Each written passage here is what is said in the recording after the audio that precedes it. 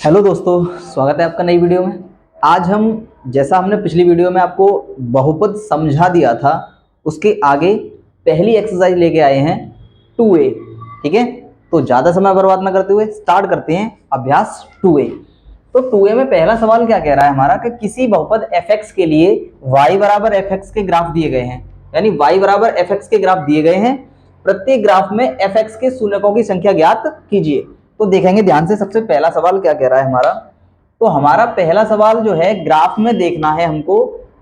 Main चीज हमें ये याद रखनी है कि अगर कोई भी कर्व, कोई भी रेखा जो होती है, कोई भी वक्र जो होता है, वो एक्स अक्ष को जिन बिंदुओं पर काटता है, एक्स अक्ष को जिन बिंदुओं पर काटता है, वही क्या होते हैं, एफ एक्स के शून्यक होते हैं।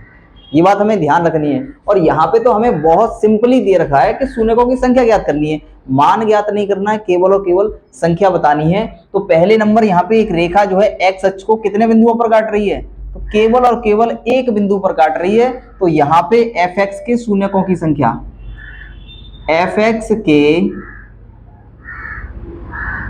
शून्यकों की संख्या, जब ये रेखा एक्स अक्ष को केवल और केवल एक बिंदु पर काट रही है, तो शून्यकों की संख्या जो होगी वो कितनी होगी, केवल एक होगी। ये बात हमें ध्यान में रखनी है। ये हमारा पहला सवाल का उत्तर भी है। ठीक है, आगे सेकंड नंबर सवाल में वही चीज हमें याद रखनी है कि कोई भी कर्व अगर एक्स अक्ष को काट रहा है तो वही उसका मान होगा। सीधी बात यहाँ पे ये है, यहाँ पे क्या कोई ये कर्व जो है, ये वक्र जो दिया गया है, क्या ये एक्स अक्ष को काट रहा है? नहीं काट रहा। तो यहाँ पे एफ एक्स के शून्यकों की संख्या क्या होगी, शून्य होगी। एफ एक्स के शून्यकों की संख्या बराबर शून्य, अर्थात यहां पे x का कोई भी मान नहीं होगा, एफ एक्स का कोई भी मान नहीं होगा। ये बात हमें याद रखनी है। अगर x अक्ष को काट रहा है और जितने बिंदुओं पर काट रहा है उतने ही उसके मान होंगे। ठीक है, आगे अगला कर्व देखते हैं तीसरा नंबर क्या कह रहा है। तीसरे नंबर पे एक्स अक्ष को केवल और केवल एक बिंदु पर काट रहा है, ये वाई अक्ष पे काट रहा है। ठीक है, तो वाई अक्ष से हमें कोई मतलब नहीं है, हमें केवल एक्स अक्ष देखना है, क्योंकि हमें एफ एक्स के शून्यकों की संख्या ज्ञात करनी है। तो यहाँ पे एफ एक्स को, एक्स अक्ष को केवल एक बिंदु पर काट रहा है और वो बिंदु हमारा ये है। तो एफ एक्स के शून्यकों की संख्या,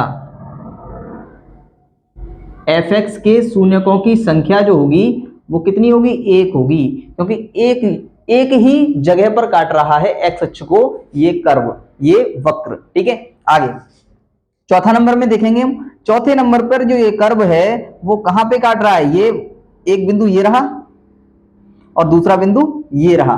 ठीक है, तो दो बिंदुओं पर काट रहा है। तो एफ एक्स के शून्यकों की संख्या, एफ एक्स के शून्यकों की संख्या जो होगी कितनी होगी, दो होगी, क्योंकि ये कर्व जो है y बराबर एफ एक्स जो है वो दो जगह पर x अक्ष को काट रहा है, इसलिए एफ एक्स के शून्यकों की संख्या दो होगी। ठीक है, इसके बाद अगला पांचवा नंबर है हमारा।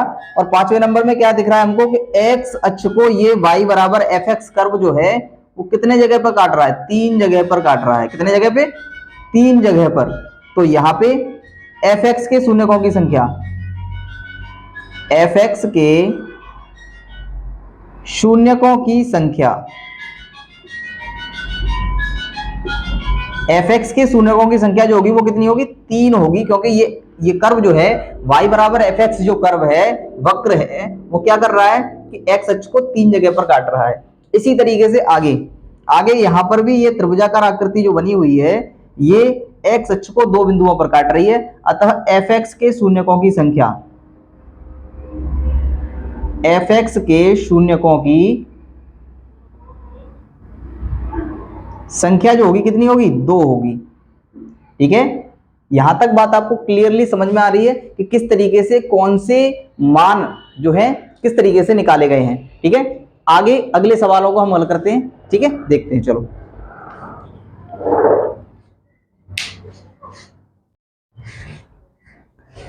तो अगले जो तीन सवाल हैं वो हमारे सामने हैं और आपको अब अच्छी तरीके से समझ में भी आ गए होंगे और आप कर भी सकते हैं कि एक्स अक्ष पर कर्व जो है, वक्र जो है, एक्स अक्ष पर जितने बिंदुओं पर काटता है, एक्स अक्ष को जितने बिंदुओं पर काटता है वही एफ एक्स के शून्यकों की संख्या होगी। तो यहाँ पे एफ एक्स के शून्यकों की संख्या, fx के शून्यकों की संख्या कितनी हो जाएगी, 1 2 3 और 1 4। और इसी तरीके से यहां पे जो घेरा है वो घेरा x अक्ष को दो बिंदुओं पर काट रहा है, प्रतिच्छेद कर रहा है। तो यहां पे fx के शून्यकों की संख्या कितनी हो जाएगी, 2 हो जाएगी। ठीक है। और इसी तरीके से लास्ट है, लास्ट जो घेरे हैं दो, वो 4 बिंदुओं पर इसको प्रतिच्छेद कर रहे हैं x अक्ष को। तो fx के शून्यक, fx के शून्यकों की संख्या जो है वो कितनी हो जाएगी, 4 हो जाएगी। और यही हमारा उत्तर है। ठीक है। तो उम्मीद है आपको पूरी तरीके से ये प्रश्नावली समझ में आ गई होगी। अगर वीडियो आपको पसंद आया है तो वीडियो को लाइक करें और शेयर करें और चैनल को सब्सक्राइब करना ना भूलें, ताकि हम इस प्रकार का पूरा कोर्स आपको इसी तरीके से सॉल्यूशन के माध्यम से दे सकें। ठीक है। धन्यवाद।